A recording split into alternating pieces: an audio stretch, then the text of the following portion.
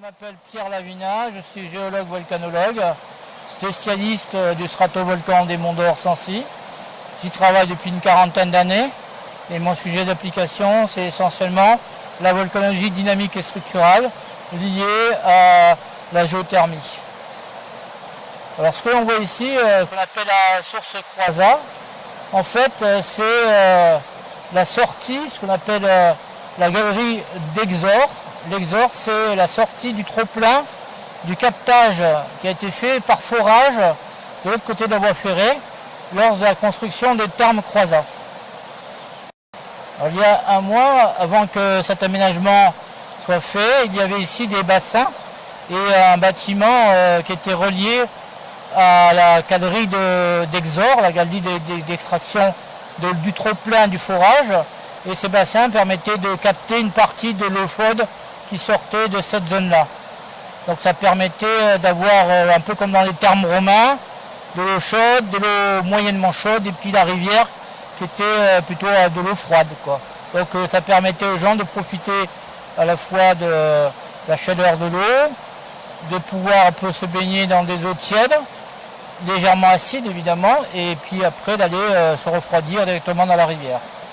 Alors l'intérêt de cette source, pour les géologues, volcanologues et puis les hydrogéologues, c'est que c'est une source qui contient énormément de sels minéraux, ce qu'on appelle autrefois des sels minéraux, c'est-à-dire des ions, qui sont en suspension à l'intérieur de cette eau. Donc ce qui fait sa richesse, et elle avait des vertus pour soigner des problèmes de peau essentiellement. Voilà. Et donc pour nous, c'est intérêt aussi, c'est que parmi toutes les sources thermales et thermominérales et autres sources qu'il y a dans tout le stratovolcan, ça nous permet d'avoir un état de la chaleur qu'il peut y avoir sous terre.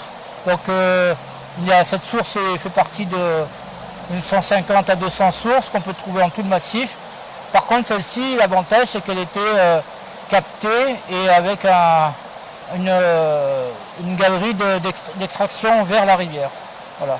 Ce qui est dommage, c'est que, comme on voit dans certains termes, l'eau normalement est captée pour pouvoir soigner, alors qu'ici elle se déverse directement dans la rivière. Alors cette eau thermominérale, donc carbogazeuse, a une particularité, c'est que lorsque l'eau sort, elle est chargée en dioxyde de carbone, et ce dioxyde de carbone doit s'échapper et provoquer la précipitation de carbonate, ce qui donne un peu cette couleur un peu blanchâtre à l'eau. Et ces carbonates vont se déposer sur les pierres et sur les végétaux. C'est ce qu'on appelle couramment la pétrification à Saint-Nectaire. Et il y a aussi toutes ces propriétés de sels qui sont arsenicaux ou riches en soufre. Et ça nous donne un indicateur de la présence de chaleur souterraine, ce qu'on appelle la géothermie. Et donc on sait ici que par exemple si on descend, on a un degré géothermal, c'est-à-dire que très important, grâce à ces sources qui sortent. De l'eau à 40 degrés qui sort ici, ça veut dire à peu près de l'eau à 150 voire 180 degrés en profondeur. Alors les profondeurs sont variées, ça peut être 2 km, 3 km ou moins, ça on n'en sait trop rien.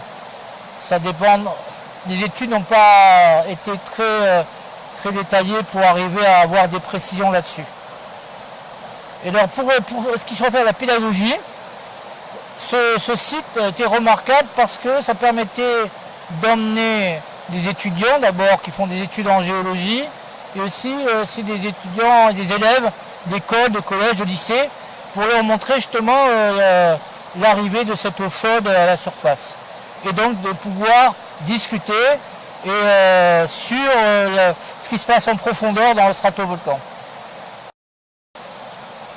Alors, en ce qui concerne ce lieu, disons que depuis pas mal d'années, comme je fais beaucoup de médiation scientifique et de vulgarisation du volcanisme, j'avais pour projet, j'avais déjà pu s'exposer à quelques élus depuis au moins une trentaine d'années d'aménagement. Parce que nous avons la chance d'avoir l'ancien bâtiment de la source Croisa, la galerie d'Exor, et donc un certain nombre aussi un terrain tout autour qui a un intérêt géologique dans le stratovolcan.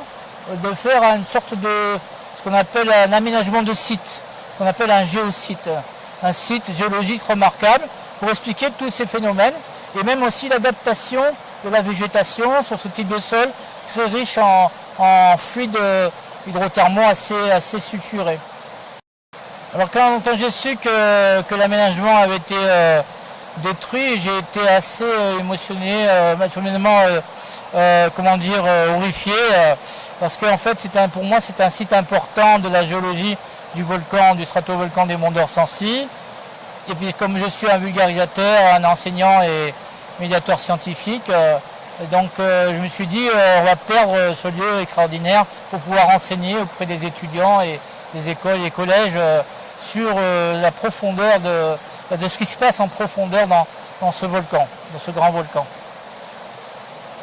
En fait, disons que je ne comprenais pas pourquoi on avait fait un aménagement avec des caillebotis pour empêcher que les gens se cassent la figure et pourquoi tout d'un coup, en pleine pandémie, on se met à détruire ce site. Alors, il est vrai qu'il y a eu une pression de la préfecture et des services de l'État, mais bon, on pouvait quand même avoir une analyse beaucoup plus réfléchie et plus concertée, co-construite comme on dit maintenant, c'est-à-dire en mettant autour de la table toutes les personnes concernées et essayer de trouver un consensus qui aurait évité de dépenser cet argent pour faire ce qu'on en a ici. Là. Alors ici on est en présence de ce que les gens appellent la source croisante. En fait, la source, c'est pas vraiment l'endroit précis de la source. La source est à la sortie du forage qui a été fait en profondeur. Donc il faut savoir que les eaux qui arrivent à la surface ici, qui sont chaudes, minéralisées, donc c'est en fait un mélange entre des fluides profonds qui sont assez chauds et qui sont acides et qui attaquent les roches environnantes et de l'eau de surface qui s'est infiltrée. Et il y a des études qui ont montré que les eaux qui sortent actuellement se sont infiltrées il y a environ 2000 ans et au fur et à mesure qu'elles descendent tranquillement sur Terre, elles ont capté les fluides profonds. Il y a eu ce qu'on appelle un mix, ce qu'on appelle le tamponnage, donc ça veut dire que des fluides à 150-180 degrés, dès qu'on arrive à la surface, la température chute et on arrive à des températures plus élevées, c'est 42-43 degrés, et on peut avoir la majorité des sources autour de 12-13 degrés. Sachant qu'une eau qui coule dans une rivière, ça tourne autour de 1, 2, 3 degrés. L'été, avec le soleil, ça peut monter à 15 degrés. L'eau est chaude dès qu'elle dépasse les 10 degrés environ. On est vraiment... alors, ça paraît bizarre d'avoir de l'eau chaude à 10 degrés, on sait que c'est pas chaud vraiment, mais si vous mettez un doigt dans la sortie ici et un doigt dans la rivière, vous allez sentir tout de suite la différence de température.